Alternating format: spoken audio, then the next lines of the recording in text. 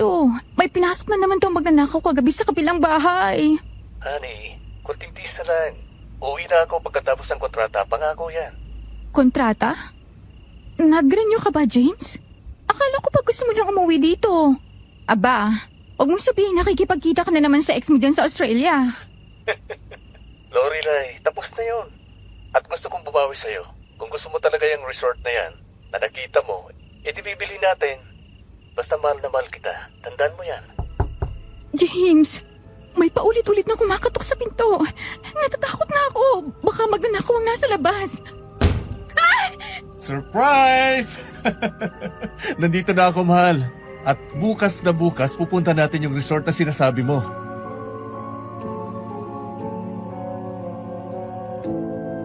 Alam niyo yung pakiramdam na kahit gaano ka ka-excited sa bagong simula, may kabakang hindi mo maipaliwanag. Pero, paano kung ang murang resort na akala mo'y magandang oportunidad ay may kasama palang panganib na hindi mo pa kayang harapin? Gugustuhin mo pa rin bang kunin ito sa kabila ng nararamdaman mong kakaiba sa lugar? Sa'yo pong nakikinig, i-comment mo nga ang sagot mo at gusto kong mabasa kung mapili man ang ipinadala kong kwento. Gusto ko ring malaman kung anong gagawin niyo kung kayo ang nasa sitwasyon ko. Gusto mo bang malaman kung anong nangyari matapos umuwi ng asawa ko at naiintriga ka ba sa mangyayari? Pakinggan mo itong kwento ko hanggang dulo. Magandang araw po, Miss Anne. Ako nga po pala si Lorelai Veneracion. Isa ako sa mga tagapakinig ng channel nyo at gusto ko rin sanang ibahagi dito ang karanasan namin ng asawa kong si James. Pareho kaming negosyante at dati ay bumili kami ng resort sa isang isla na itago na lang natin sa pangalang Isla Reta. Nakipagsapalaran kami doon at umasang makakapagsimula ng magandang buhay.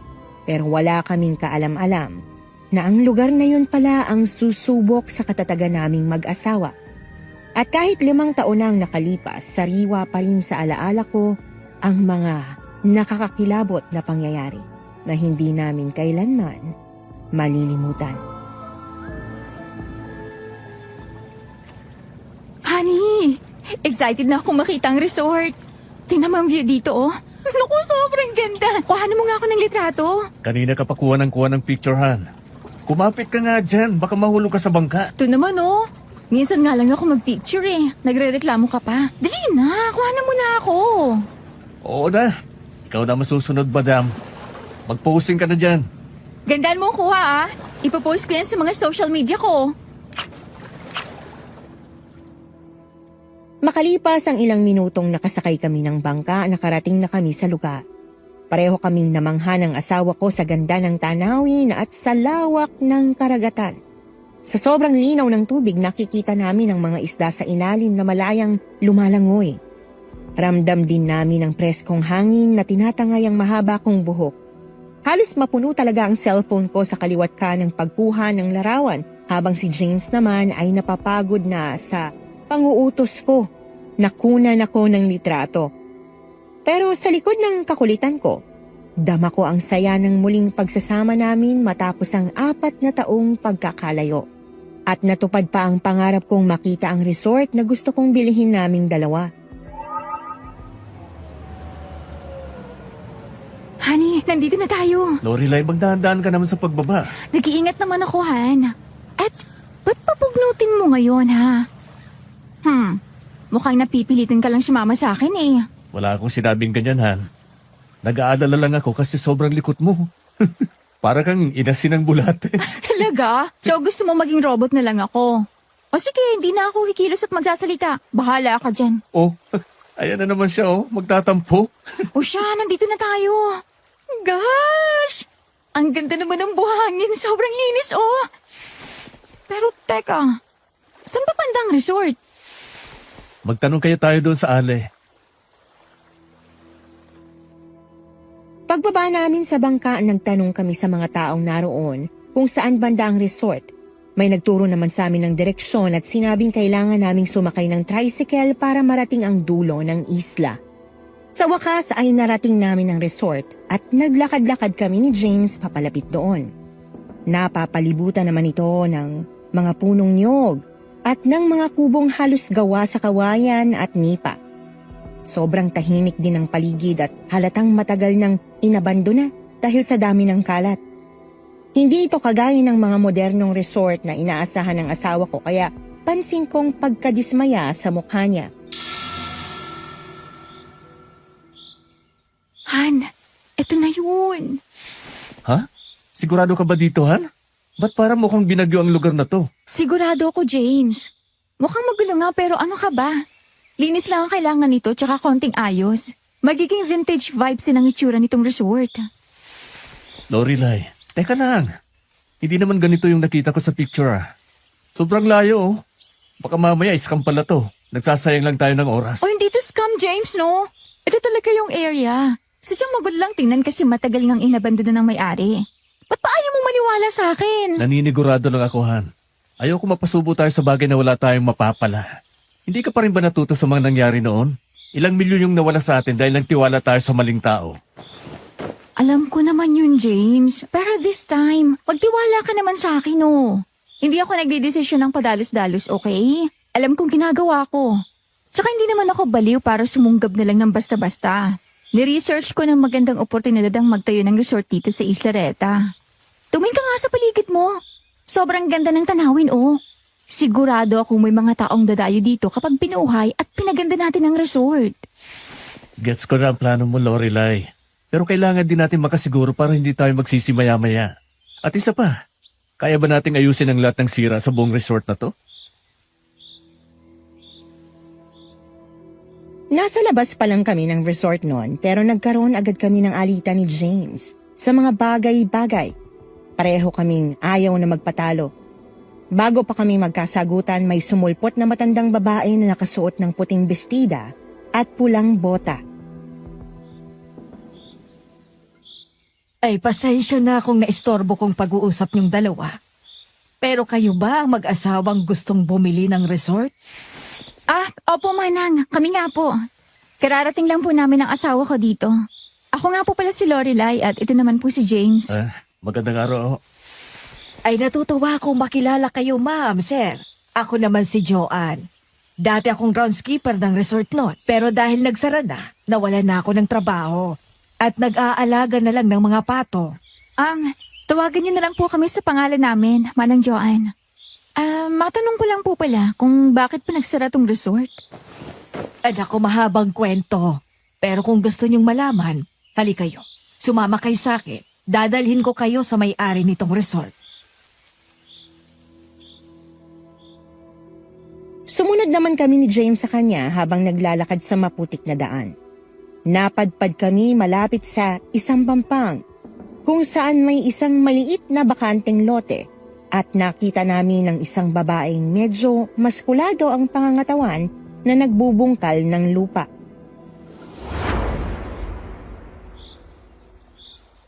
May itatayo po bang establishmento dito? Wala naman, ma'am. Nagbubungka lang ng lupa ang kapitbahay naming tomboy na si Kulot. Pero wag niyo na lang siyang pansinin. Ano po bang binubungkal niya dyan? Ewan ko sa kanya. Naghahanap ko noon ng ginto. Pero 5 taon nang lumipas simula nang dumating siya rito. Wala pa rin naman siyang nahanap. Ewan ko ba kung saan galing ang istoryang may nakabaong ginto rito? Ginto? Aba, treasure hunter pala ang kapitbahay niyo ah. Balitaan niya sana tayo kung may mahanap siya. Nagkatinginan kami ni James at nagkibit balikat.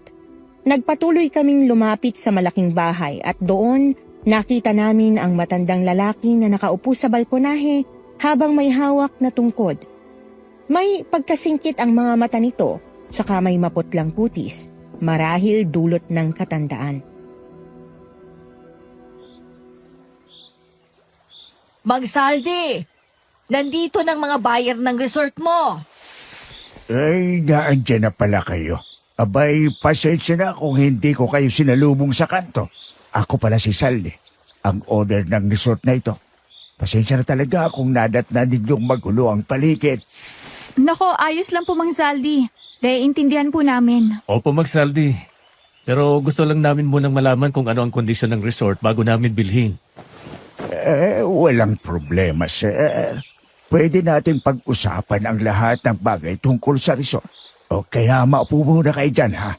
Joanne, pakibilhan sana sila ng pandesal at timplahan ng kape. Naku, wag na po, Mang Zaldi. Kumain na po kami kanina. Salamat na lang po. Sige. Mabuti naman kung ganun.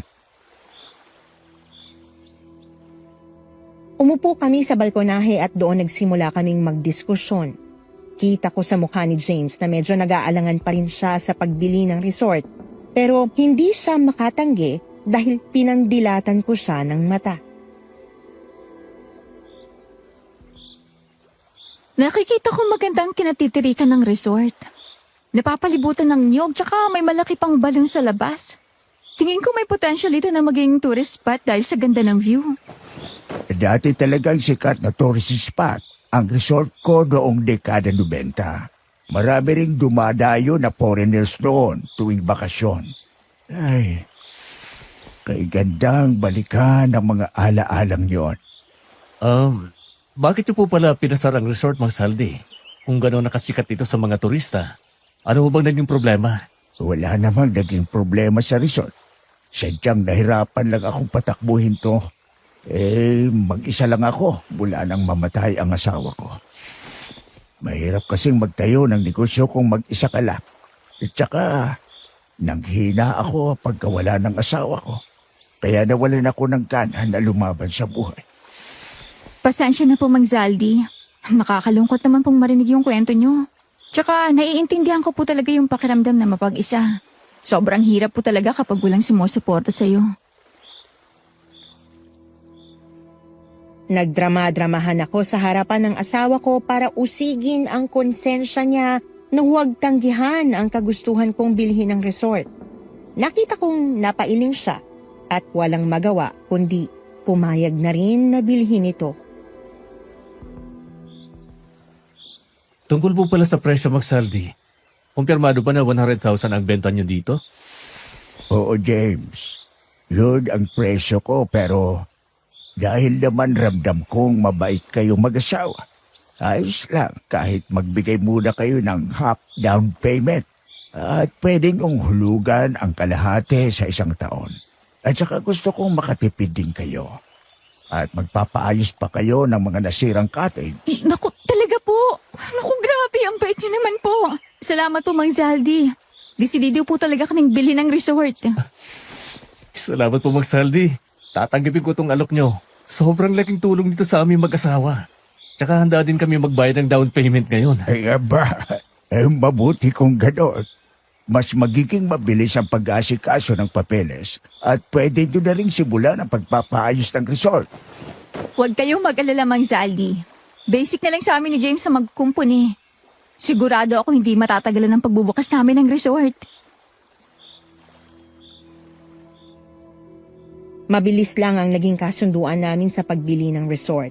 Mas lalo akong natuwa nang walang naging pagtutol si James, lalo pat nagustuhan niya ang alok ni Mang Zaldi. Kaya pagkatapos ng usapan, pumasok kami sa loob ng resort para silipin ang bawat sulok ng lugar. Doon pa lang, nagsimula na kaming magplano ni James kung ano ang mga pwedeng ayusin at gawing proyekto para muling mabuhay ang resort. Honey, tama na muna yan. Bumaba ka muna at kumain ng tanghalian. Alam kong gutom ka na. Ay, salamat, Han. Kumukulo na nga ang tiyan ko sa gutom eh. Mamaya ang hapon mo na lang ipagpatuloy ang pag-aayos sa bubong. Tirik na tirik ang araw ngayon o baka may heat stroke ka pa dyan. Oo nga. Mamaya ko na lang tatapusin. Kailangan ko kasi ayusin ang butas doon sa bubong nitong bungalow. Mahirap kung umulan. Mababasa tayo sa loob. Sus! Sobrang hands-on talaga ng asawa kong umaayaw pa sa simula. O diba? Sabi ko sa iyo sobrang ganda nitong resort. Ay, sorry na, Han. Kung nagduda ako sa plano mo. Pero ngayon, nakikita ko na talagang may patutunguhan talaga to. Kaya sa ngayon, kailangan muna nating ayusin ang lahat. Lalo na sa takbo ng operasyon ng negosyo. Halos hindi na namin namalayan kung paanong ang lumang resort ay unti-unting nabuhay muli sa pangalan na pinag-isipan namin ni James. Ang tilamsik Sunshore. Mula sa pag-aayos ng mga kubo, paglalagay ng bagong pintura, hanggang sa pagde-decorate ng bawat sulok, halos lahat ay ginawa namin ng magkasama. Pagkaraan ng ilang linggo, naghahanda na kami para sa soft opening, kaya sobrang excited kami. Pero kinagabihan nun, habang nagpapahinga kami ni James sa balkonahe para mag-relax, nakita namin ang kapitbahay naming si Kulot na nagbubungkal ng lupa. Honey, tingnan mo nga si Kulot. Kaninang umaga pa yung nagbubungkal sa tapat natin. Nalaman niya raw kasing may nakatagong ginto sa mga lupain dito. Sa palagay mo, totoo kaya yun? Dahil kung oo, abay magsisimula na rin ako magbungkal at baka ito pa ang ikayaman natin. Ginto? Saan naman yan nakuha ang balitang yon? Baka naman kwentong barbero lang. Nagpapaniwala ka naman agad. Balita ko nga kay Manang Joan, dati raw sementeryo itong isla. Baka imbis na ginto, bunguat ka lang sa iyong muhukay mo rito. Teka, Han, mukhang nakahanap na si Kulot ng gold treasure, Tingnan mo, Han, Ha? May nilalabas na siyang baul doon sa hukay, Kaya lang, ba't parang ang laki naman yata? Ako nga, pansin ko ang iba rin ng hugis. Tsaka, Ha? bakit para may umaloy hatang babahong amoy sa hangin? Mukhang hindi yata baul ang nahukay ni Kulot, Han. Teka, kabaong yan, ha? Oo nga no, bangkay nga ang nahukay niya, hindi ginto. Pareho kaming nangilabot ni James habang pinanonood si Kulot na binubuksan ng kabaong ng dahan-dahan. Kita namin ang maingat na pag-angat niya ng takip. Parang natatakot din siya sa maaaring laman. Nang tuluyan ng mabuksan, napansin namin ang naging reaksyon ni Kulot. Nanlaki ang mga mata niya. Muntik niya ring mabitiwan ng takip at umatras siya ng isang hakbang. Kaninong bangkay kayang nahukay niya? Malay ko ba, Han? Hindi naman tayo taga rito. Tsaka kung nakahukay siya ng libingan dito, ibig sabihin totoo talaga dati itong sementeryo. Oo nga no. Posible kayang may nagmumulto sa paligid dito? Hindi naman nakakatakot ang mga patay. Pero alam mo ba, Han? May sinabi ang lolo ko dati. Sinabi niya, kapag ginambala mo ang katawan ng patay, may posibilidad na magparandom yun. James, ano ba? Tigilan mo nga ako. Ano kung may nakabaon na patay dito sa kinatatayuan natin? Tapos nasa likod mo na pala siya. James! Ang dali mo talagang takutin, Han. Nanginginig ka na rin, Buisit ka talaga Umayos ka kung ayaw mong ilibing kitang buhay. Habang nagtatakutan kami, narinig naman namin sa labas ang boses ni Mang Zaldi kaya sumilip kami ulit sa bintana. Doon nakita namin ang matanda na nakasilong sa payong habang sinisita si Kulot. Kulot, ano na naman kalukuhan niyang ginagawa mo, ha? Hindi ba't sinabihan na kitang huwag magbungkal ng lupa? Malapit dito, lalo na kung hindi mo pag-aari. Paulit-ulit na kitang pinagsabihan. Umalis ka na dyan bago ka pa mapahamak. Mang Zaldi, may nahukay akong bangkay. Pero bakit hindi pa siya naaagnas? Manahimik ka, Kulot. Huwag ka magsasalita ng kung ano-ano. Hindi mo alam ang pinakikalaman mo dito. Pero Mang Zaldi, buhay pa yata nasa loob. Tumigil ka na at mabuti pang umalis ka na. Nakita naming umalis si Kulot na nanginginig sa takot habang naiwan si Mang Zaldi na nakatayo sa harap ng hukay at nakatitig ng matagal sa kabaong. Nanatili kaming nakasilip ni James mula sa bintana, parehong naguguluhan sa narinig namin. Narinig mo yung sinabi ni Kulutan? Sabi niya mukhang buhay pa raw yung nasa loob. Hindi masyado. Mas matalas ang pandinig mo kesa sa akin Ano naman kayang gagawin ni Mang Zaldi? Bakit parang alam niya kung ano yung nahukay? Pansin ko nga rin. Baka siguro dyan inilibing ang asawa niya. Ay siguro nga. Kasi pansin ko rin. Laging pinagagalitan ni Mang Zaldi yung si Kulot pag nagbubungkal malapit sa lupain dito. Wala talagang respeto si Kulot. Kahit saan-saang lupa na lang siya nagbubungkal. Hindi na ako magtataka kung damputin yan balang araw. Matapos naming panoorin sina Kulot at Mang Zaldi na magtalo sa labas, napagpasyahan naman namin ni James na magpahinga na nung gabing yon at hindi na mga alam tungkol sa bagay na yon. Lumipas ang ilang araw. Nagpunta kami ni James ng palengke para mamigay ng mga flyer tungkol sa resort namin.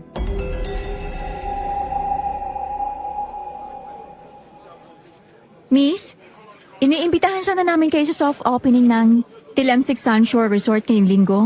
Sana makapunta kayo. Oo, may discounted po kami. Promise, magugustuhan niyo to. Ay, Miss, flyer lang po oh. Han, bakit parang umiiwas sila sa atin? Kahit flyer, ayaw tanggapin. Ewan ko nga, Han. Parang ayaw talaga nilang lumapit sa atin. Na para bang may sakit tayong nakakahawa. Wala ni isang pumansin sa amin. Pero hindi kami agad na sumuko. Kaso kahit saan kami magpunta, wala talagang tumatanggap sa imbitasyon namin. Doon unti-unting kumirot ang dibdib ko.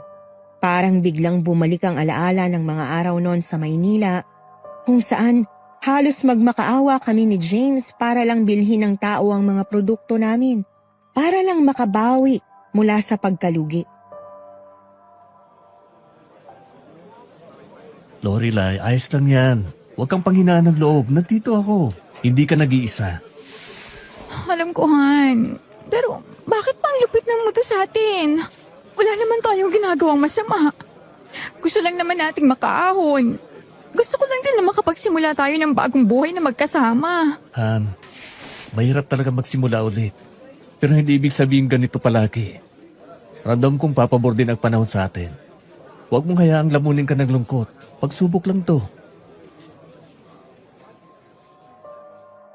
Tumingala ako kay James at binigyan niya ako ng isang ngiti. Yung ngiting nagsasabing, kakayanin namin ang lahat kahit ilang beses pa kaming mabigo. Han! Ayun pala si Kulot oh. Tara, lapitan natin. Ay.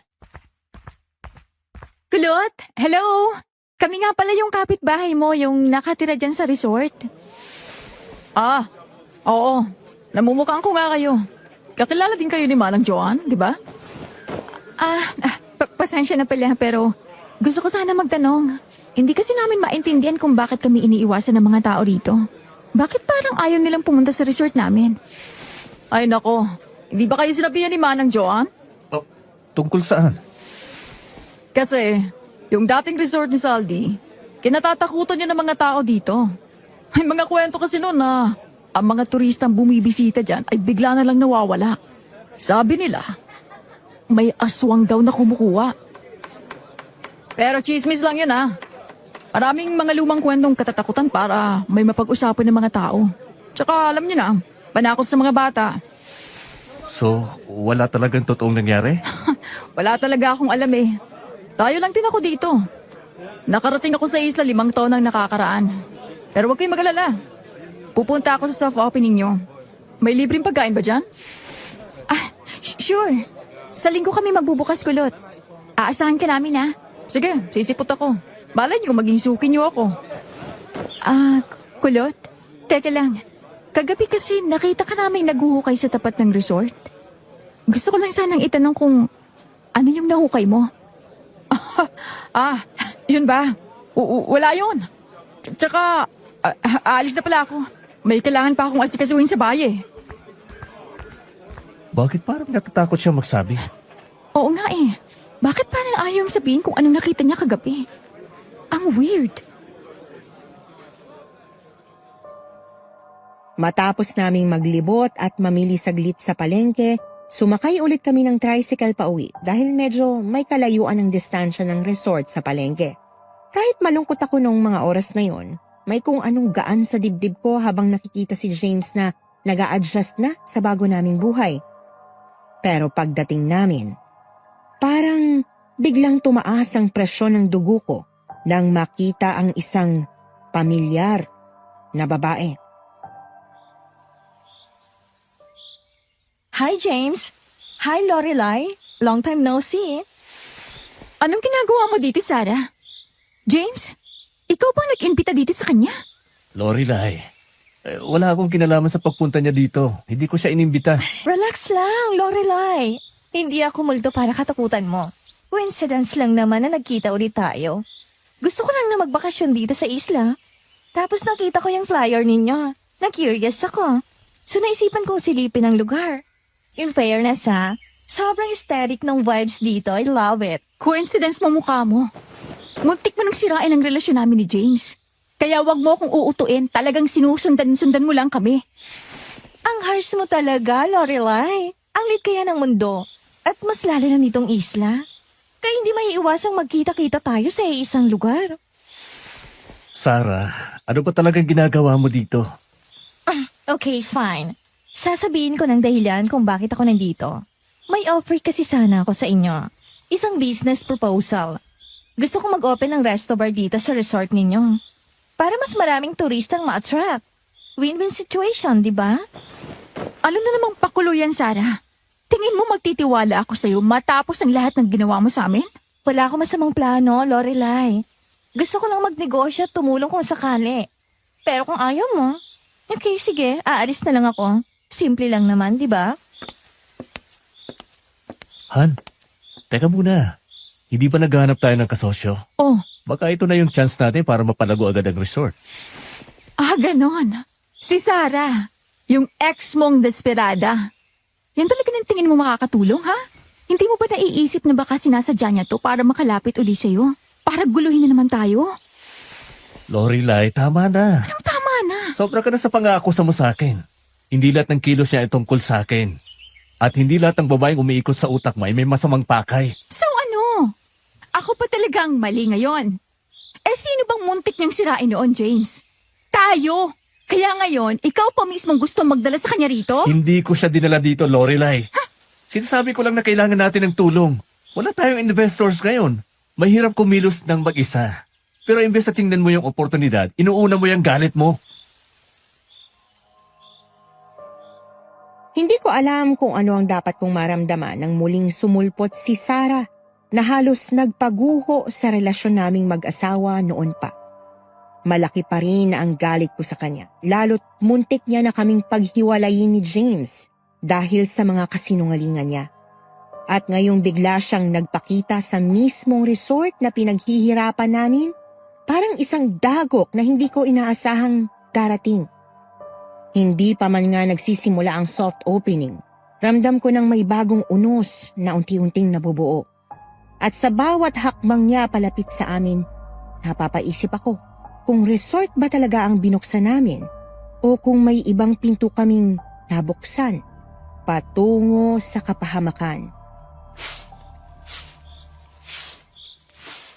Oh, Lorelai, handa na ba kayo sa pagbubukas ng resort? Siguro nga handa na ho kami, Manang Joanne.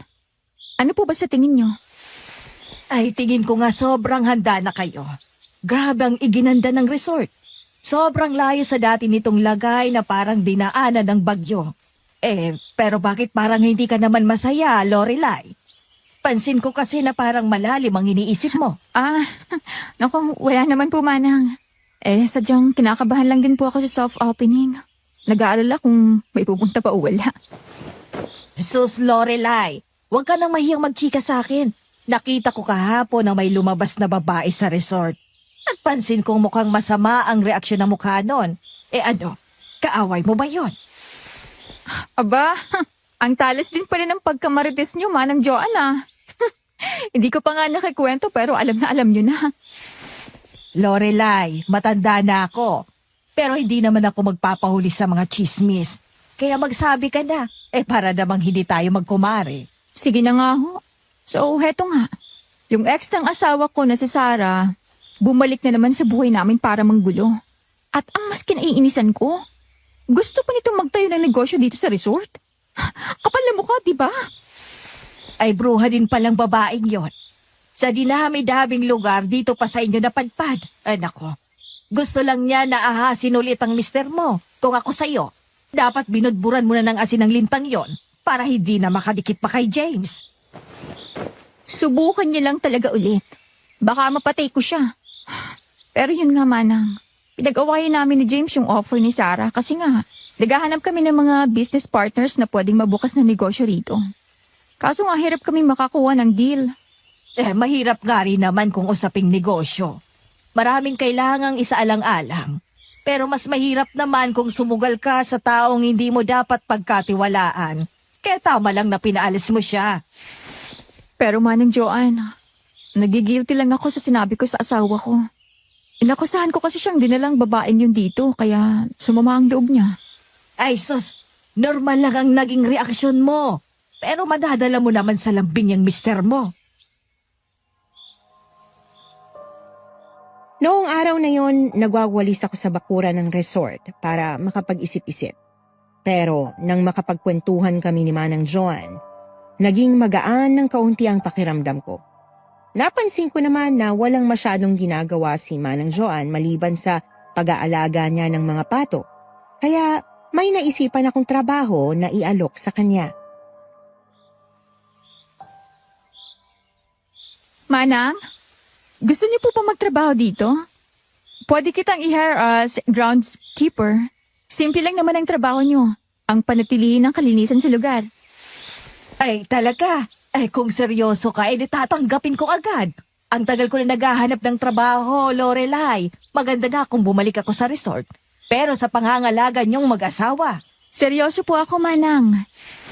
Ikaw ang gusto kong kunin kasi alam kong mapagkakatiwalaan kayo. Ay salamat naman kung ganon. Tinatanggap ko ang trabaho at walang problema. Kahit magsimula agad ako ngayong araw. Nga pala, Manang Joanne. May itatanong sana ako tungkol kay Kulot. Noong nakaraang gabi kasi nakita namin siyang may nahukay na kabaong. May alam po ba kayo doon? Ay hindi ko nakita. Pero hindi na ako magtataka pa kung anong nahukay niya dito. Sinabi ko na di bang dating sementeryo ang lugar na to? May nagpaparamdam po ba dito na multo? Paano kung sabihin ko sa'yong meron? Manang naman.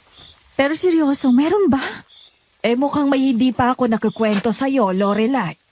Ano naman po yun? Tungkol sa nakaraan ng resort. Doon kasing buhay pang asawa ni Saldi.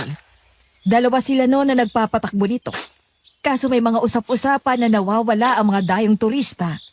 At totoo bang may mga nawawala? Oo, may mga nawala nga. Pero sa tingin ko, baka nalunod lang sa dagat at tinangay ng malalaking alon. Pero ang sinisi noon ay sina Saldi at ang asawa niyang si Juday. Tsaka, hindi ko na tuloy maalala.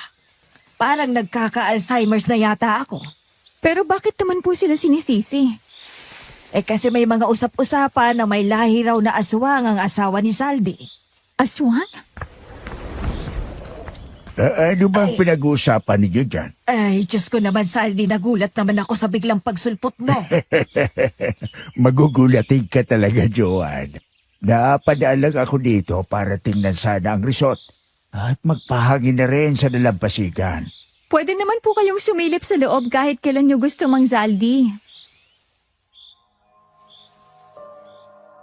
Naputol ang pag-uusap namin ni Manang Joan noon sa pagsulpot ni Mang Zaldi, kaya hindi ko na nalaman ang tungkol sa sinasabi niyang aswang. Mahilig pa naman ako sa mga ganong klaseng kwento.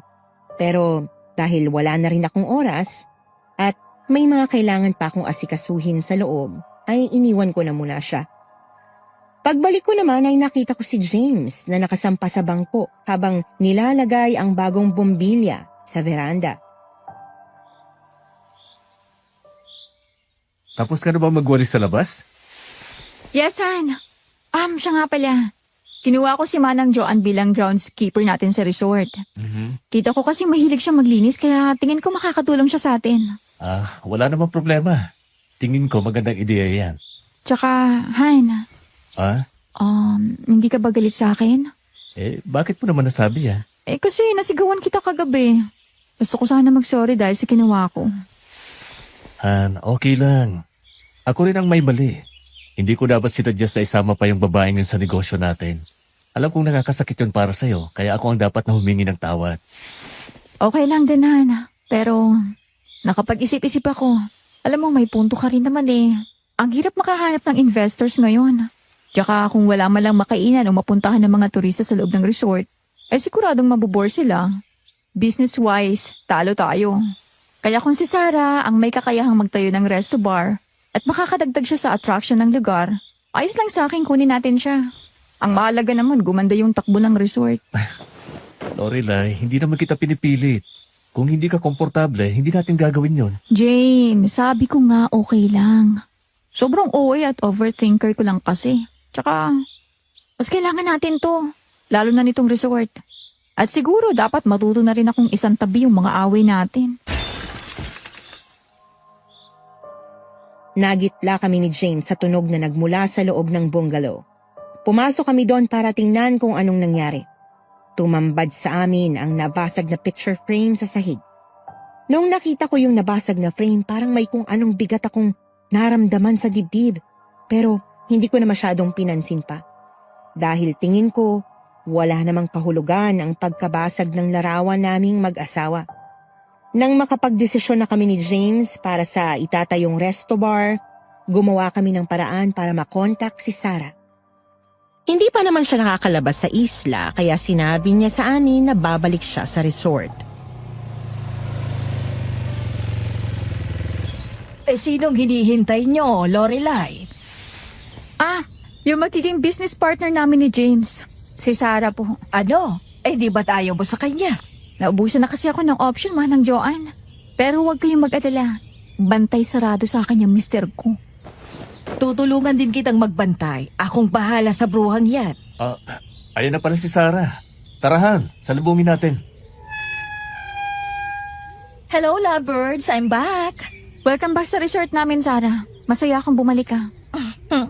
Mukhang ang saya-saya mo nga. Magandang hapon, Sarah. Salamat at hindi mo tinanggihan ang alok namin ni Lorelai. You're welcome, James. Siyempre, you guys need my help. Hindi ko naman magagawang iwasan kayo.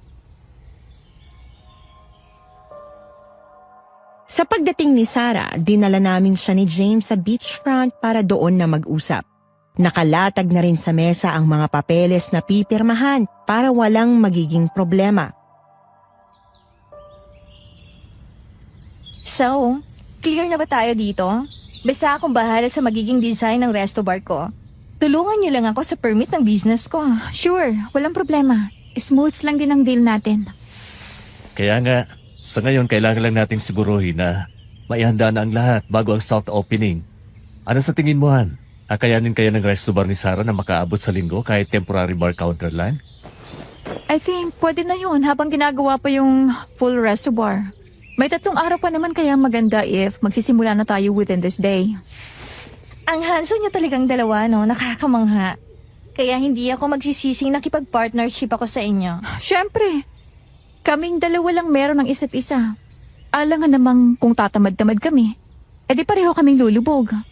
At ngayon kasama niyo ulit ako. Sana wag kayong ma-awkward sa akin, ah. I know, hindi naging magandang sama natin before. Pero I hope na hindi yun magiging problema sa work natin. Let's be professional. Alam ko, Sarah, kaya pasensya na sa mga nangyari. Aminado ako naging harsh din ako sa'yo. Basta negosyo lang at sana nga wala na tayong pag-aawayan. Mas maganda kung maging mas maayos na ang relasyon nating 3. Huwag kang mag-alala. Hindi ko naman aagawin sa'yo si James. May afam ako, no? Mas matangkad at mas malaki yung ano. Nang sumapit na ang araw ng soft opening, hindi namin inaasahan na may mga dumagsang turista sa resort. Hindi ganun kadami pero sapat na ang bilang para mapuno ang cottages namin. Di ako makapaniwala na may pupunta pala. Akala ko lalangawin na tayo. Ay, ako rin, Han. Pero sinabi ko di ba sa'yo na walang imposible? Ay, nakakatawa ng puso ang pagdating nila. Alam mo, hindi ko maipaliwanag yung sayang nararamdaman ko ngayon. Parang gusto ko na lang umiyak. Ikaw ay talaga. Halika na. Kakain muna tayo ng tanghalian. Oy, kumain na kayong dalawa. Samahan niyo ako dito. Wow, nakakatakam naman mga sinugba mo, kulot. Sakto, gutom na rin ako. Ako na ang bahala sa sinugba mo, kulot. Maupo na kayo ni Sarah. Doon kayo. Samahan niyo si Lorelai na kumain. Ay, mamaya na ako, James. Ano ka ba? May mga customers pa ako dito. Sa loob ng ilang araw na nakasama namin si Sarah, pansin kong maayos naman ang pakikitungo niya sa amin. Hindi katulad noon na panay ang pagpapapansin niya sa asawa ko. Tingin ko, natuto na rin siya sa mga pagkakamali niya kaya hindi na ako naging paranoid sa tuwing nag-uusap sila ni James. Pero mismong asawa ko na rin naman ang dumidistansya sa kanya. Hoy, Lorelai, ba't ba hinahayaan mo silang dalawa lang ang mag-usap?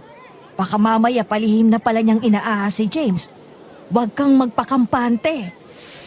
Manang, kumalma ka nga. Parang mas daig mo pa akong mag-overthink eh. Hay nako, Lorelai. Hihintayin mo pa bang maulit ang ginawa niya sa inyo? Huwag ka pa rin magtiwala sa ahas. Kahit anong oras, kaya niyang manuklaw. Hindi naman sa kampante ako, Manang. Sadyang tiniruan ko lang ang puso kong magtiwala sa asawa ko. Kasi pinagkatiwalaan niya rin ako dito sa plano kong magtayo ng resort. At kung subukan man ni Sarang sirain kami, hinding-hindi pa rin siya mananalo. Excuse me. Uy, Sarah, okay ka lang ba? Han, napaano si Sarah? Ewan ko, Han. Bigla na lang daw siyang nahilo eh. Ganun ba? Teka, sasamahan ko lang siya. Sinundan ko si Sarah sa banyo at doon narinig ko ang pagsusuka niya. Paglabas niya, nakita kong sobrang putla at pinagpapawisan siya. Halos matumba na siya pero buti na lang nasa luko. Sarah, mukhang ang sama ng pakiramdam mo ha. Magpahinga ka muna. Hindi, okay lang ako. Babalik na ako sa resto bar. Sarah, please. Ako na muna ang bahala doon. Bumalik ka na muna sa kwarto mo at magpahinga. Ayoko may mangyari pa sa'yo masama. Pero bakit ka ba nagsusuka? Ano bang nakain mo? Actually, wala pa ako masyadong kinakain eh. Siguro nasusuka ako sa gutom. Gusto ko kasing mag-diet.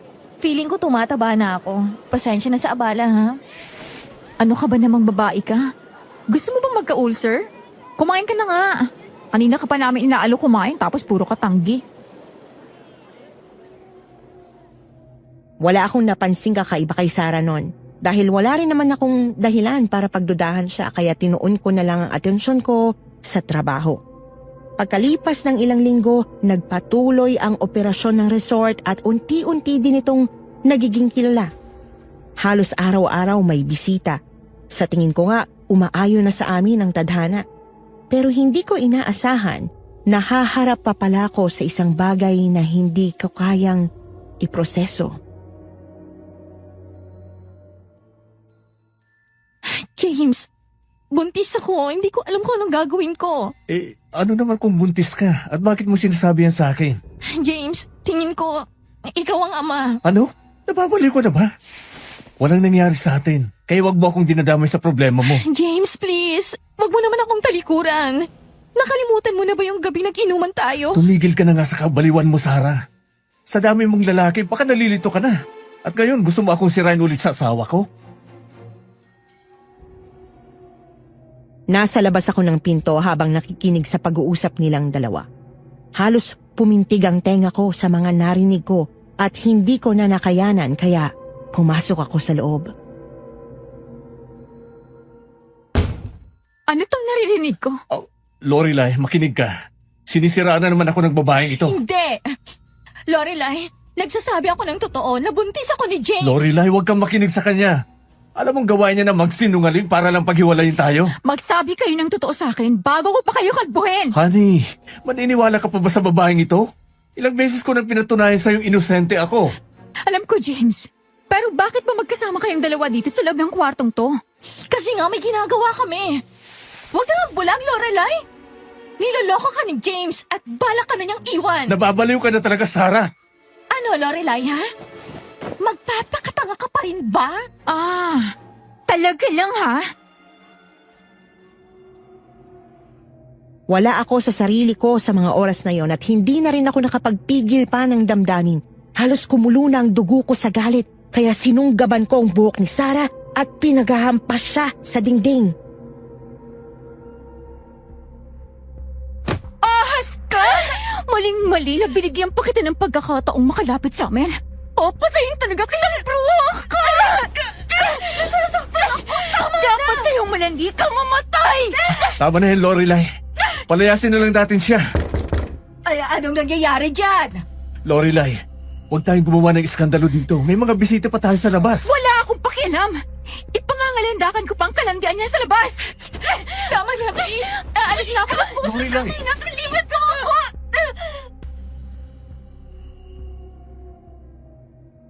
Nabitiwan ko si Sarah dahil inawat ako ni James.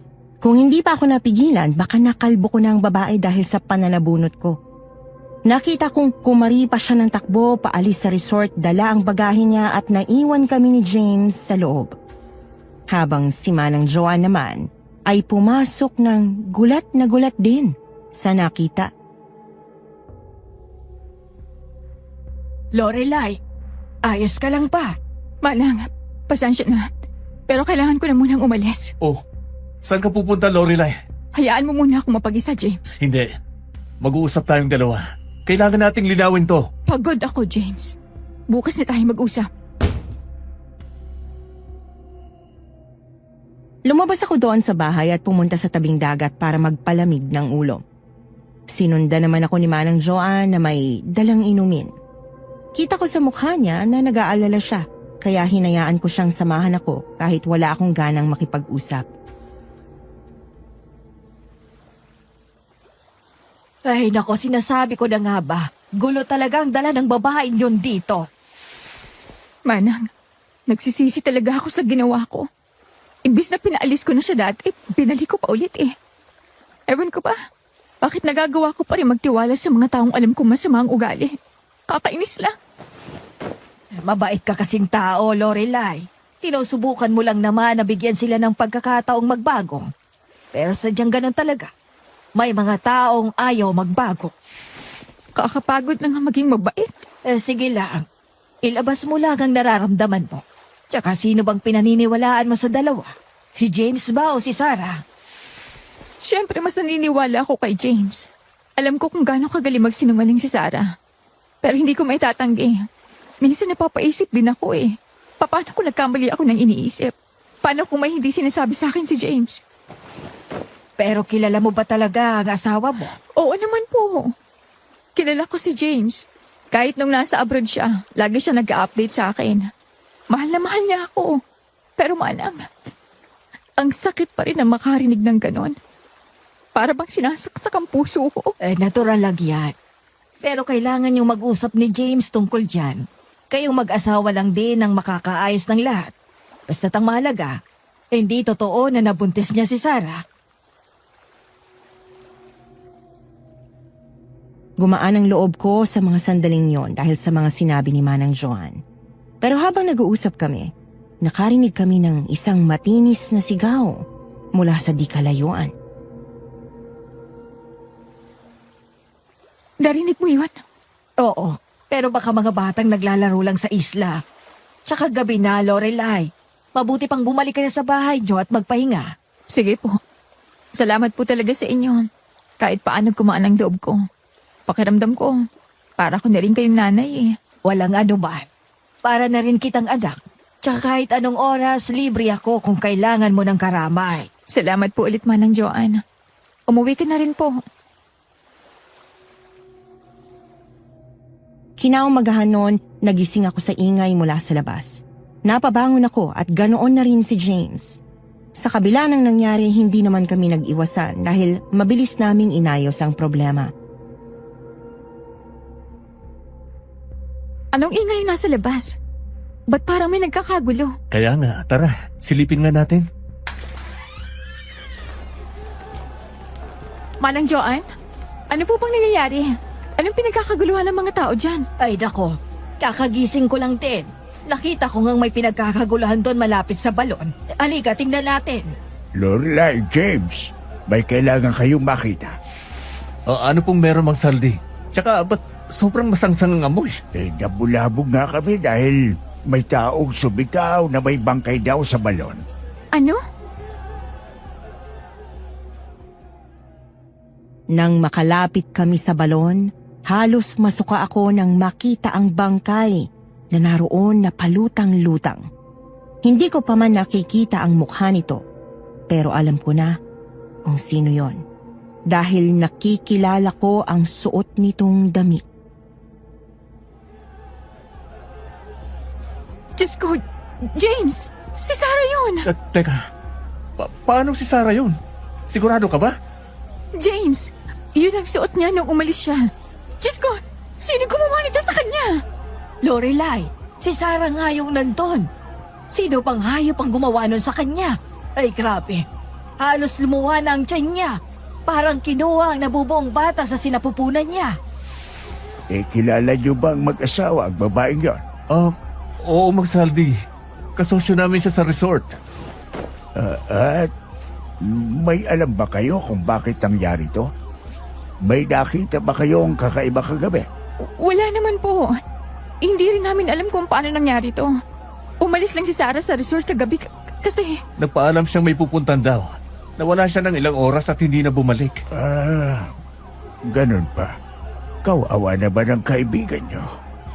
Parang may galit ang gumawa noon sa kanya. Baka siguro may nakaaway siya. Sa tanong pa lang ni Mang Zaldi, hindi na ako makasagot. Binalot ako ng matinding kaba at takot na baka kami ang mapagbintangan sa nangyari kay Sarah. Kami pa naman ang huli niyang nakausap at nagkaroon pa kami ng alitan. Wala talaga kami ideya sa nangyari sa kanya, Magsaldi. Mabuti pang hayaan na lang natin ang mga pulis na imbestigan nito. Ikaw naman, Saldi, kung makatanong ka. Kasama ko sila kagabi at nakita ko ang umalis si Sarah sa resort. Nagtatanong lang naman ako, Joanne. Pero sana nga makamit ang hustisya para sa babae. Kawawa din naman. Ayos lang yun, Magsaldi. Kami rin po ay nagulat sa pangyayaring ito. Kakilala pa namin ang pinatay kaya nakakapanlumo. James, pwede bang umuwi muna tayo sa bahay? Sige yan. Umuwi na tayo. Han, okay ka lang ba? Nahihilo ako eh. Hindi ko alam kung bakit. Alam kong nag-aalala ka sa nangyari kay Sarah.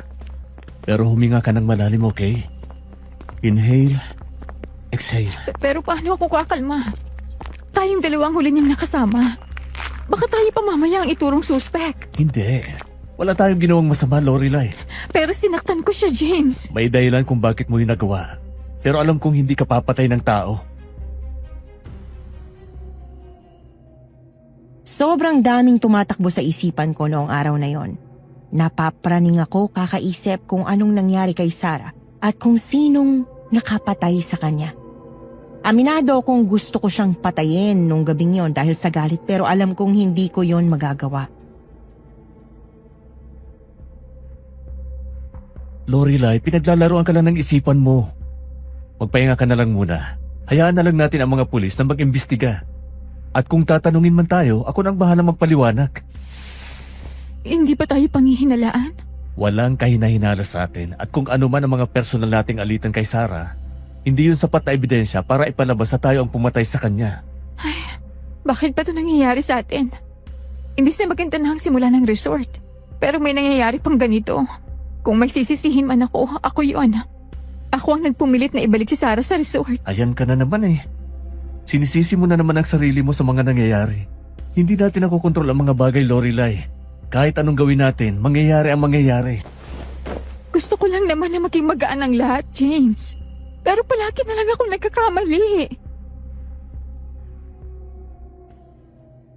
Matapos ang pangyayaring yon, nanumbalik ulit ang anxiety at depression ko kaya hindi ako makakilos ng maayos sa resort. Naging mag-isa tuloy si James na nag-aasikaso sa mga tao. Mabuti naman kasama niya si Manang Joan na tumutulong din sa pag-aasikaso ng naiwang resto bar. Habang ako naman na nagpapahinga muna sa kwarto. Pero dahil ayokong walang gagawin, kusa akong nag-aayos ng mga labahan.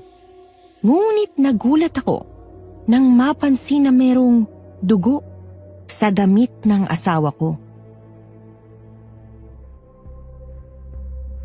Oh, Lorelai. Akala ko ba magpapahinga ka? Bakit mo ginagalaw ang labahin dyan? Hindi lang ako mapakali. Gusto kong may gawin. Honey, magpahinga ka na lang, please. Sige, Han. Pero may itatanong sana ako. Oh, ano na naman yun? Nakita kong may dugo sa isa sa mga polo mo. Saan mo ba yung nakuha? Dugo? Oo.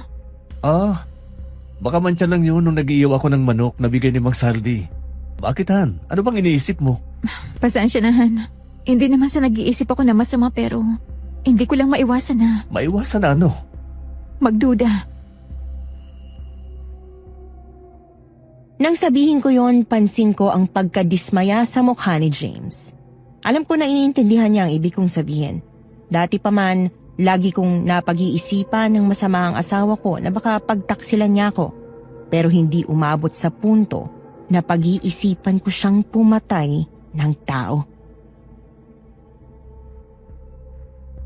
Lorelai, tingin mo magagawa kong pumatay ng tao? Alam kong hindi mo magagawa yon. Sorry, Han. Sobrang napaparaning na talaga ako. Hindi ka pa rin ba talaga nagtitiwala sa akin, Lorelai? James, hindi sa ganun. Iniisip mo bang posibleng ako pumatay kay Sarah? Hindi ko na alam. Lorelai, kahit ano-ano na lang ang inaakusa mo sa akin. Noon inaakusan mo ako may kabit. Pero pinalampas ko yun. Pero kung aakusahan mo rin akong kayang pumatay ng tao, hindi ko alam kung anong mararamdaman ko. James, teka lang. Dismayado ako sa sarili ko noon dahil nasaktan ko ang damdamin ni James. Kaya doon nagsimulang naging malamig siya sa akin. Pinapansin niya naman ako pero hindi katulad ng dati na malambing at masiyahin. Sa mga sumunod na araw nagising ulit ako sa kaguluhan sa labas. Maraming residente sa isla ang nagsilabasan nang dumating ang mga pulis at nagtungo sa bahay ng isa sa mga kapitbahay namin, si Kulot. Nakita ko ang pagdakip sa kanya ng mga pulis. Pinusasan nila ito at pilit na hinihila patungo sa police mobile. Ano na naman itong nangyayari? Bakit tinuhuli si Kulot? Ay nako, Lorelai. May nakita raw na gamit ni Sarah sa kwarto ni Kulot. Yung mamahali na mga alahas at mga damit na puro branded. Kaya iniisip ng mga pulis na siyang pumatay sa babae. Ano? Si Kulot? Eh nakakagulat nga. Kawawa naman si Kulot. Naku, Manang. Ba't si Kulot pa? Napalingon ako sa paligid para hanapin ang asawa ko at natagpuan ko siyang nasa likod ko na pala. Hinawakan niya ako sa balikat at nilayo doon sa mga nagsisiksikang mga tao. James, paano nangyaring si Kulot ang may sala? Naloloka na ako sa mga nangyayari eh. Yun na nga, Han. Mukhang malaking gulot ang pinasukan ni Kulot. Mga loko! Hindi ko nga kilala kung sino yung Sarah na yan eh. Kahit itanong niyo pa sa lahat, hindi ko kilala yon. Bakit ba akong tinuturo ninyo? Dahil ba sa tomboy ako? Ganyan ba trato niyo sa mga katulad ko? Kulot, huwag ka nang magmatigas. Sumama ka na sa kapulisan at doon ka na magpaliwanag. Hoy, tanda! Ikaw bang may pakala nito, ha? Ikaw to may galit sa akin eh, dahil sa mga hinuhukay kong lupa. Gusto mo lang akong alisin dito eh. Ba't bastos ka? Mga tarantado kayo! Kung tutusin, hindi ako ang dapat tinitingnan nyo. Silang mag-asawa na nagmamayari ng resort ang dapat kinikusin nyo. Ano bang pinagsasasabi mo, Kulot? Oo, kayo! Lalo na yung asawa mong si Lorelai. Eh di ba kayo ang nakakakilala kay Sarah? Narinig ko pa kay Manang Joanne na kabit mo ata yung babaeng yon. Na dahilan ng pag-aaway niyo mag-asawa. Tumigil ka, Kulot, ha? Huwag kang gumawa ng kwento para lang makalusot. Ikaw ang nahuli. May ebidensya laban sa'yo. Wala kami kinalaban dito. Huwag mo kaming idamay sa kasalanan mo. Kasalanan ko? Hindi ako magnanakaw. Hindi ako mamamatay tao. Mas kilala ko pa ang sarili ko kaysa sa inyo. Pero ikaw, James, siguradong may tinatago ka. Han, tama na. Huwag mo na siyang patulan. Kita ko ang galit sa mukha ni James nang akusahan kami ni Kulot. Buti at nandun ako para pigilan siya. Tuluyan namang dinakip ng mga pulis si Kulot at dinala sa sasakyan. Naiwan ang mga tao sa paligid na nagbubulungan at pansin kong napatingin sila sa aming dalawang mag-asawa. Lorelai, James, huwag niyo nang intindihin ang mga tao. Bumalik na tayo sa resort. Magpalamig muna kayo ng ulo. Salamat, Manang Joan. Manang, tingin niyo po ba si Kulot ang may gawa nito? Parang napaka-imposibleng gawin ngayon. Kaya nga, naiinis man ako sa pang-aakusa niya sa atin. Pero kahit ako, hindi rin sigurado na siya ang may gawa. Oo, kaduda-duda minsan ang mga ikinikilos niya, pero hindi niya naman siguro kayang manakit ng tao. Hindi ko alam kung bakit pero bigla kong naalala ang kwento ni Kulot noong nasa palengke kami. Nang kinwento niyang may umiikot na aswang sa resort. Noong una tinawanan ko lang, pero sa nangyari kay Sarah, bigla akong kinilabutan.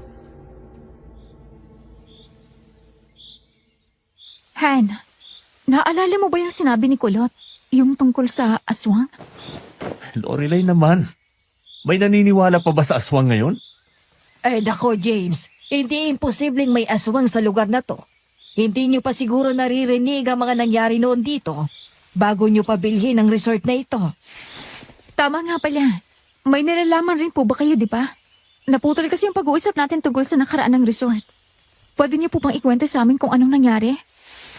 Kung may mga nabanggit si Kulot sa inyo, totoo yun. Pero hindi niya alam ang buong kwento.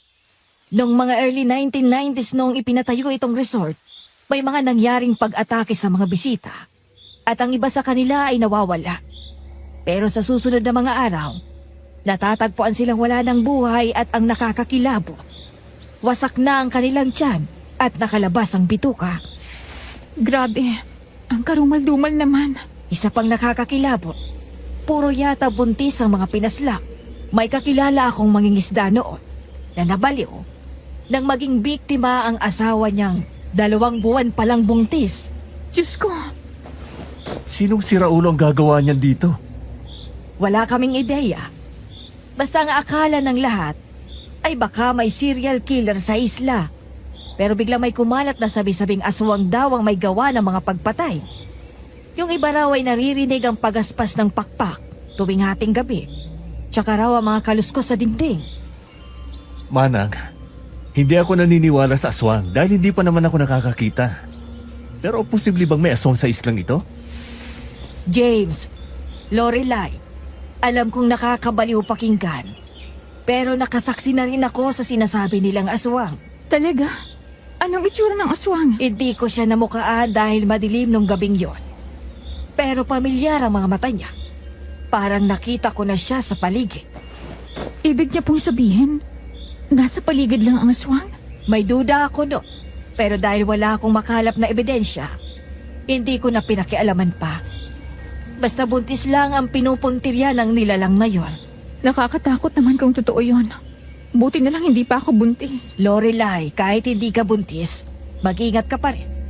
Hindi natin alam kung anong klaseng nilalang ang umiikot dito. Pero mas bantayan nyo ang mga buntis na nasa resort. Baka mamaya silang puntiryahin. Nang mapagtanto ko na posible ngang mangyari yun sa mga tao na nasa resort namin, naging mas paranoid ako, lalo na sa pagdaan ng mga araw. Bawat babaeng dumadaan sa front desk ay tinatanong ko muna kung buntis ba o hindi. At kung buntis man, pasimple kong binubuhusan ng asin ang tinutuluyan nilang mga kwarto para panlaban sa aswang. Lorelai, nagsasayang ka lang ng asin eh. Maubusan na nga tayo ng panimpla sa kusina eh. Nagpapaniwala ka na naman sa sinasabi ni Manang Joan. Han, mabuti nang sigurado. Eh paano kung may aswang talaga? Gusto mo bang mabiktima ang mga tao dito sa resort? Ayaw ko namang mangyari yun. Pero Han, may nilagay na akong CCTV sa paligid. Mag-monitor din ako kaya huwag ka mag-alala. Tama na yung pagbubuhos mo ng asin. Oo na, pero last na to. Hindi. Sabay na tayong pumasok. Gabi na.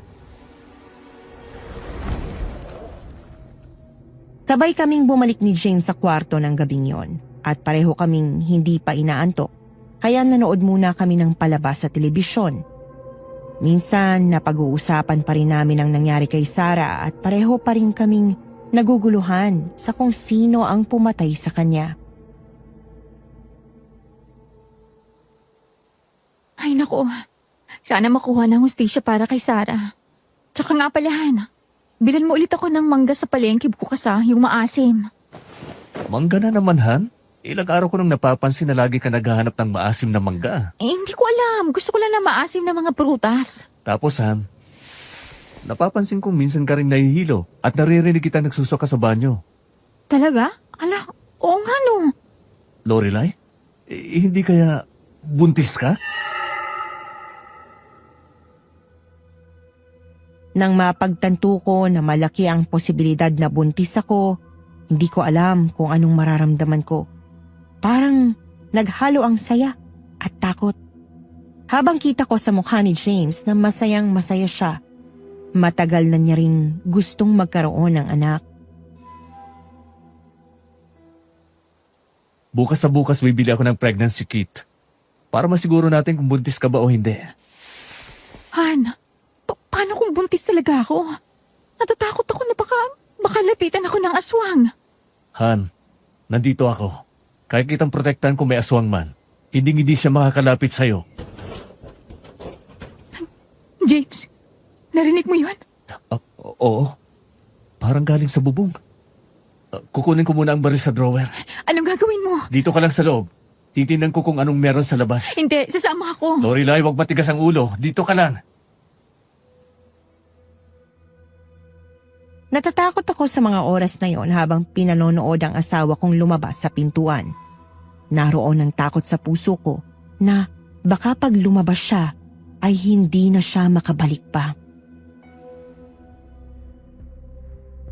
Natatakot ako maiwan mag-isa. Gusto kong sabay na tayong lumabas. Sige na nga. Basta magtago ka lang sa likod ko. Magmasid ka sa paligid. Kung may nakikita kang kakaiba, sabihin mo agad sa akin. Wala naman ako nakikitang kakaiba. James! Mukhang galing yun sa mga kubo! Diyos ko! May aswang! Parang gumuho ang mundo ko nang makita ko noon ang isang nakakatakot na nilalang sa loob ng kubo. Nakita ko na may mahahaba itong kuko. May malaking pakpak at matatalas na pangil. Ang mas nakakakilabot, nakita ko mismo ang mga laman loob ng biktima na nakasabit na sa bibig nito. Hayop ka! Mamamatay ka! James! Tumatakas siya! Dito ka lang! Susundan ko yun. Hindi pwedeng hayaan na lang na makatakas at mambiktima ulit ng mga tao. James, wag na! Baka mapaano ka pa. Ayoko may mangyari masama sa'yo.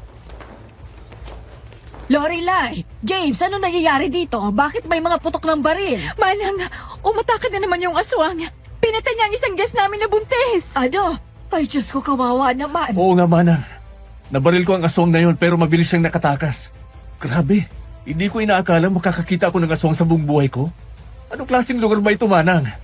Bakit pinamamahayan ito ng aswang? Takot na takot kami ni James sa nasaksihan namin noong gabing yon. Halos wala kaming tulog para lang hintayin ang pagsapit ng umaga. At kinabukasan nga nun, dumating ulit ang mga pulis sa resort at nag-imbestiga. Dito kinuwento namin ni James ang mga nangyari at ipinakita rin namin ang CCTV bilang ebidensya at dito na nga kami pinaniwalaan ng mga pulis. Tsaka wala rin kaming nagawa dahil isa-isa nang nagsialisa ng mga tao dahil sa takot. Mang Saldi, hindi sukulot ang pumatay kay Sarah. Hindi tao ang pumatay sa kanya kundi aswang. Anong pinagsasabi mo, James? Imposible yun. Walang aswang sa islang ito. Nagkakamali kayo, Manong. Nakita namin ni James ng harap-harapan. Inatakan ito ang isa sa mga buntis sa resort. Mang Saldi, bakit hindi nyo malang binanggit na may ganitong paghanib noon pa? Ano bang sekreto ang itinatago ng resort na ito? Pasensya na sa inyo, James at Lorelai. Hindi kasi ako naniniwala sa mga kwentong yon dahil wala namang nadudokumentong gano'ng mga krimen. Pero hindi ko akalaing totoo nga ang kwento. Akala ko mga chismis lang. Ay, naku, Diyos ko. Ano nang nangyayari sa resort ngayon? Ipapasara niyo na ba ito ng tuluyan? Manang, gustuin ko man na ipagpatuloy ang operasyon. Pero hindi ko kayang may masaktan ulit hanggat hindi pa nahuli yung nilalang na yon. Isasara muna namin ang resort. At isa pa, hindi talaga si Kulot ang pumatay kay Sarah. Kaya kailangan nilang palayaan siya sa kulungan. Kawawa naman si Kulot. Wala naman palang kinalaman pero nasabit pa. Kayo ba, Mang Zaldi? May ideya po ba kayo kung paano nangyari yun kay Kulot? Kasi di ba ikaw yung mas nakakakilala kay Kulot? Wala rin akong alam. Lorelai, baka siguro pinulot lang ni Kulot yung mga gamit na naiwan ni Sarah kaya siya tuloy ang napagbintangan. Yun na nga, Lorelai. Walang nakakaalam talaga kung paano yun nangyari kay Kulot. Gaya ng inaasahan namin, nakabalik nga si Kulot sa bahay niya dahil merong pruweba na wala siya sa mga oras na yon nang mangyari ang krimen. At wala rin siya sa mga sumunod na krimen. Napansin ko naman kay Kulot na may mga pasa siya sa katawan. Mukhang nagdusa nga siya sa loob ng selda. Nakaramdam kami ng awa ni James at napag-isipan naming kumustahin siya at para na rin humingi ng paumanhin. Sandali lang! Sino ba yan? Kami ito, Kulot. Kayo pala, Lorelai. Anong pinunta niya rito? Kulot, gusto sana namin humingi ng paumanin sa nangyari. Nadamay ka pa sa kasalanan na hindi mo naman ginawa. Alam namin na hindi ikaw ang pumatay kay Sarah. Aswang ang gumawa nun. Kasi kami na mismo ang nakakita na pinatay rin ito ang isa sa mga bisita namin sa resort. Aswang? Alam ko nakakatawa pero tingin ko nga, aswang ang gumawa ng ganon kabrutal na krimen. Tsaka hindi ko mapapatawad kung sino man ang nag-frame up sa akin. Alos patayin ako ng mga tao sa loob ng selda. Wala man lang nakinig sa paliwanag ko. Kulot, tingin ko nga rin na frame up ka lang. Pero sino naman ang gumawa nun? Sino ang naglagay ng gamit ni Sarah sa bahay mo? Malakas ang kutob kong si Mang Zalding may gawa nun. Si Mang Saldi? Bakit naman? Nung gabing nag-uukay ako sa bakanting lote sa tapat ng lupa niya, kabaong ng asawa niya. Tapos ayun, nagalit siya sa akin. So, anong laman ng kabaong, Kulot? Isang bangkay na matandang babae. Pero pansin kong hindi pa naaagnas. Tapos nagulat ako nang biglang dumilat ang mga mata nito. Talaga? At nasaan na ba ang kabaong? Hindi ko alam. Basta iniwan ko na lang din kasi nagalit nga si Mang Zaldi. Pagkatapos noon, hindi ko na nakita ang kabaong tsaka ang hukay. Tingin ko, nilibing ulit ni Mang Zaldi. Matapos kaming makipag-usap kay Kulot, bumalik ako sa bahay para magligpit ng gamit habang si James naman ay pinuntahan si Mang Zaldi dahil inaya raw siya nitong mag-inuman. Pero ang pakay talaga ni James ay alamin kung nasaan na ang kabaong na sinasabi ni Kulot na maaaring naghahasik ng lagim sa isla. Pag-uwi niya sa gabi, napansin kong lasing na lasing si James. Halos pasuray-suray na siyang maglakad. James, ano ka pa? Ba't napadami ka pa ng inom? Kailangan na nating umalis sa resort ngayong gabi. Hindi na tayo ligtas dito hanggat nasa paligid pang aswang. Baka nakakalimutan mong buntis ako. Hindi tayo alis, Lorelai. Ano? James, napag-usapan na natin to, di ba? Isasara muna natin ang resort. Uuwi muna tayo sa Maynila. Hindi, Lorelai. Hindi tayo alis. Kailangan pa natin i-operate ang resort. Malulugi tayo kung hindi tayo makakabawi ng kita. Marami tayong kailangang tapusin dito. Anong pinagsasasabi mo? Okay ka lang? Baka dala lang ng alak yan magpahinga ka na nga muna. Lorelai, makinig ka. Hindi tayo alis dito. Alam mo bang may ginto talaga dito? May ibinigay nga si Mang Saldi sa akin, oh. Tingnan mo. May inilabas si James mula sa bulsa na isang supot at nilabas niya doon ang isang gold bar. Hinawakan ko ito at napansin kong hindi naman to totoo dahil natatanggal ang kulay at napagtanto kong isa lang pala itong bato. James, hindi to ginto. Bato lang to. Bulag ka ba, Lorelai? Ginto to. Ito ang mag-aahon sa atin sa hirap. James, ano bang nangyayari sa'yo? Ann, hindi na natin kailangang umalis. Mananatili na tayo dito. Nababaliw ko na ata, James. Sa takot ko sa naging kakaibang kinikilos ni James noon, umalis ako doon sa bahay at tumakbo ako papunta sa bahay ni Manang Joan.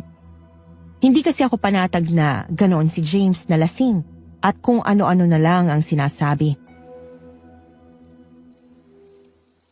Lorelai, bakit nandito ka pa? Akala ko ba alis na kayo? Manang Joanne, kailangan ko ng tulong niyo. Ano bang problema, Lorelai? Hindi kami nakaalis kasi lasing si James. Inaya siya ni Mang Zaldi na mag-inuman bago kami umalis. Tapos pag uwi niya, kung ano-ano na lang ang sinasabi niya. Na hindi raw kami aalis at may ginturo na binigay sa kanya. Bato lang naman pala. Lorelai, baka may nainom ang mister mo. Naino?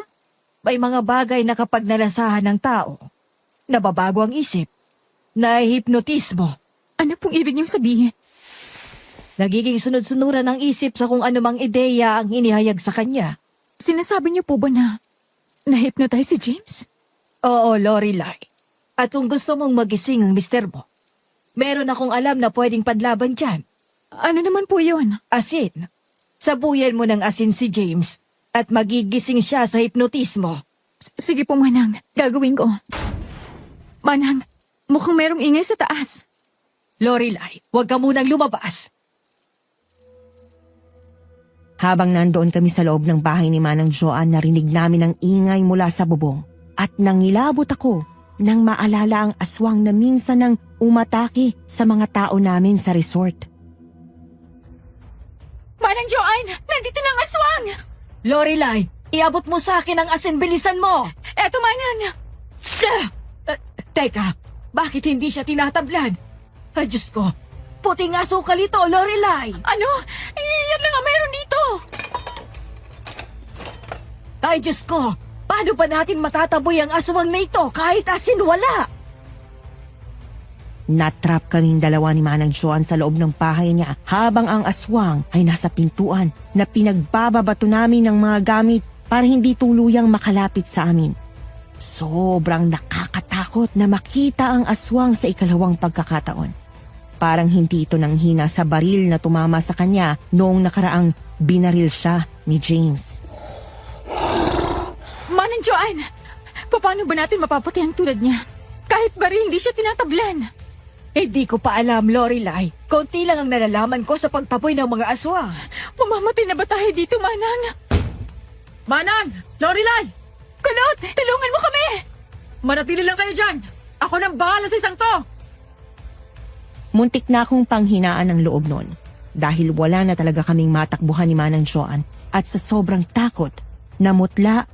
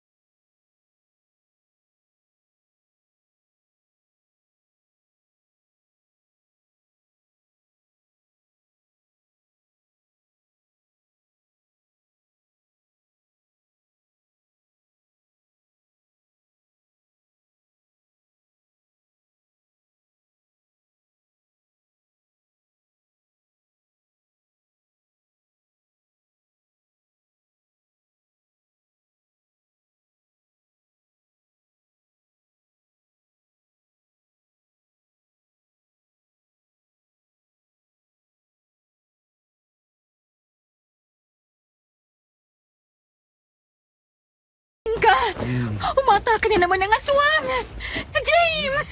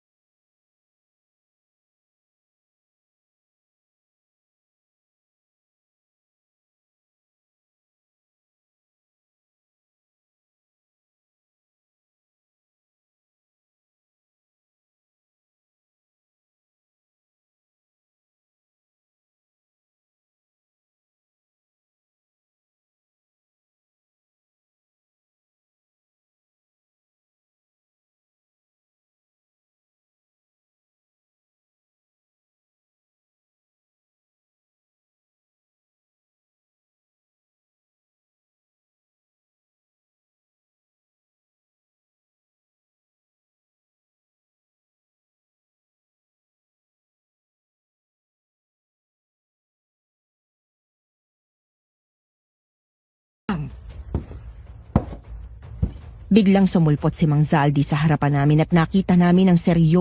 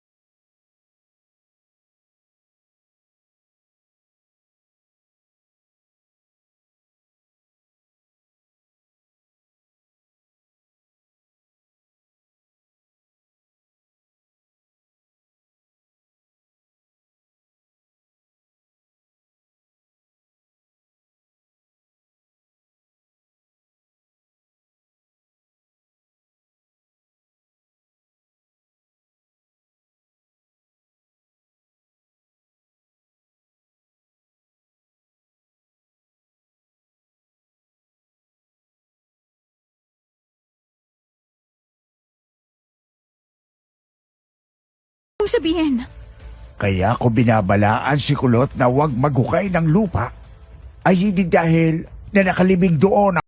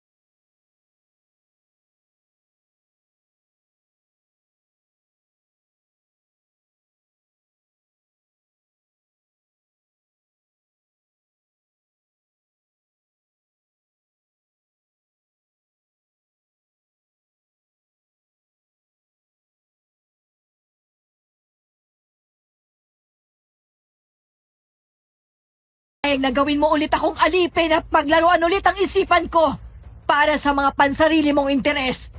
Naaalala ko ng lahat ngayon. Kung ganon, magsama kayong tatlo para gawing hapunan para sa asawa ko. Ay, ka... Tumakbo na kayo sa labas. Dali! Teka, Lorelai, kailangan nating pumunta sa bahay ni Magsaldi. bakit? Alam kong nandun ang bagay na puputol sa kasamaan nila. Pero Manang, kailangan na nating umalis dito. James, Lorelai, kahit umalis man kayo, hindi kayo tatantanan ng aswang at Isaldi. Hindi lang ito simpleng kasunduan na bumili kayo ng resort. Dahil kapalit din nito ay ang kaluluwa nyo. Ano? Paano nangyari yun? Patawarin niyo ako. Nung araw na dumating kayo at bilhin ang isla, inutusan ako ni Saldi na malmanan kayo. Tsaka nung pinasok niyo ako bilang groundskeeper, palihim kong kinuha ang isa sa mga litrato niyo dahil yon ang utos ni Saldi. At ano? Anong ginawa mo? Ibinigay ko yun kay Mang Saldi at yun ang ginamit niya para itali kayo sa resort, para ipagpatuloy niya ito at para gawing pugad ng aswang niyang asawa. Pati rin pala kayo, Manang. Trinidor kami. Patawarin niyo sana ako, Lorelai. Naglalaban ng kasamaan at kabutihan sa utak ko. Hindi ko makontrol ang mga alaala ko. May oras na may naaalala ako, pero kusa rin silang nawawala. Tsaka nadala na lang din ako sa damdamin ko para kay Saldi. Buong akala ko na kapag gagawin ko ang gusto niya, ako ang pipiliin niya. Pero nagkamali ako. Ang asawa niya pa rin ang pinipili niya. Manang, huwag na tayo magsayang ng oras. Kailangan na nating tapusin to. Bago pa man mahuli ang lahat, kumilos na kaming tatlo at pumasok doon sa bahay ni Mang Zaldi. Natagpuan namin ang isang kwarto na puno ng mga gamit pang kulam at iba pang bagay na hindi namin matukoy. Anong kailangan namin gawin ngayon? Kailangan pareho niyong sunugin ang singsing niyong mag-asawa. Teka, bakit singsing? Hindi ko magagawang sinugin ng singsing na simbolo ng pagmamahala namin. Hindi ko rin magagawa to, Manang Joan. Makinig kayo. Ang kasal niyong kinakapitan ng sumpa. Dahil ito ang simbolo ng panata. Ng pagsasama niyo hanggang kamatayan. Hanggat buhay ang simbolo, buhay ang ugnayan niyong dalawa kay Saldi, ang resort at ang aswang niyang asawa. Manang, Kaya habang suot niyo ang singsing, may daan si Saldi para sundan kayo at higupin ang lakas niyo para bumalik sa isla. Kaya niyang itali ang mga kaluluwa niyo dito. Kaya kung gusto niyong wakasan ito, kailangan niyong sunugin ang singsing. Kapag nawala ang simbolo, mawawala ang daanan ng sumpa. Lorelai, kailangan natin magtiwala kay Manang. Kailangan nating tapusin to. oh James, gusto kong matapos na tong kadilimang to. Bumalik kami noon sa resort para harapin si Mang Zaldi at ang asawa niyang aswang. Nakita namin na paika-ika si Mang Zaldi matapos barilin ni James sa paa at nasa tabi niya ang aswang. Hindi naman nagdalawang isip si Manang Joan na gawin ang ritual. Binuhos niyang gasolina sa nagkumpulang dahon at doon sinunog niya ang larawan. Tsaka doon din namin itinapon ang singsing namin ni James. At sa isang iglap, parehong nilamon ng apoy si Mang Zaldi at ang asawa niya. Pinanood lang din namin ni James habang unti-unting kumakalat ang apoy sa mga kubo hanggang sa nasunog na nga ang buong resort.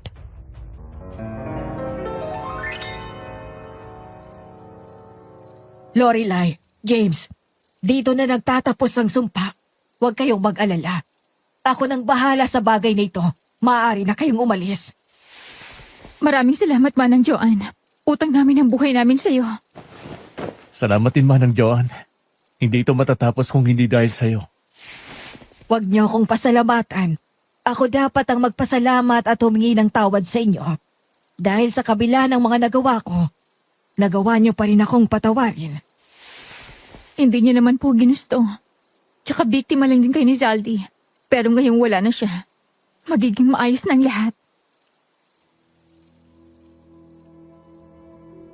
Matapos ang lahat ng pangyayaring yon, nakaalis na kami sa isla ni James. Wala kaming ibang dala kundi ang mga sarili namin. Pero sa hindi inaasahang pagkakataon, nakatanggap kami ng magandang balita ni James. May nag-alok sa amin ng isang trabaho sa abroad. Kaya hindi nagtagal, mabilis kaming nakabalik sa normal na buhay. Nakabili kami ng sariling bahay at hindi kami nahirapan na buhayin ang una naming anak na babae. At hindi ko rin nga inaasahan na muling magpo-propose sa akin si James. Will you marry me again, Lorelai? Yes! Kahit ilang beses pa tayo magpakasal, hindi ako magsasawang magsabi ng oo. I love you, Lorelai. I love you more, James.